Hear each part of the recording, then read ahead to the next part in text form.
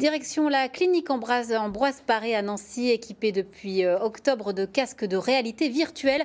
Objectif, apaiser des patients en leur permettant de s'évader à la montagne ou à la mer pendant la durée d'une intervention. Laura Striano, Bruno Courteau.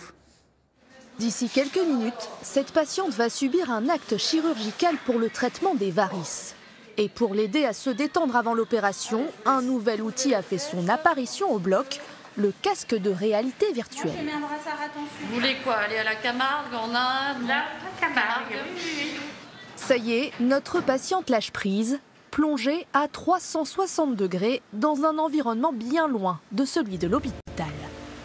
Il fait beau et la température est idéale pour vous, juste comme vous l'aimez.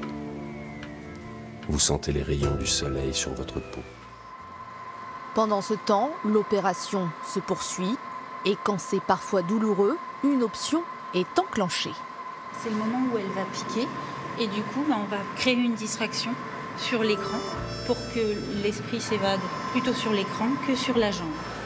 La clinique Ambroise Paré s'est dotée de ce dispositif depuis novembre dernier.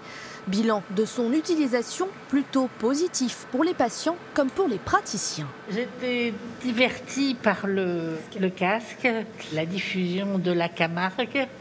Donc j'étais loin de penser qu'on était en train de d'utiliser des bistouris. Quand je fais l'anesthésie locale, c'est quand même des petites piqûres un petit peu partout. Et du coup, c'est vrai qu'ils ne bougent pas, ils sont ailleurs. Donc c'est vrai que pour moi, c'est plus agréable et pour le patient aussi, ça le soulage.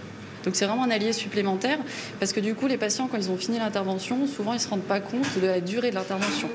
Une cinquantaine d'opérations s'est déjà pratiquée avec le casque de réalité virtuelle.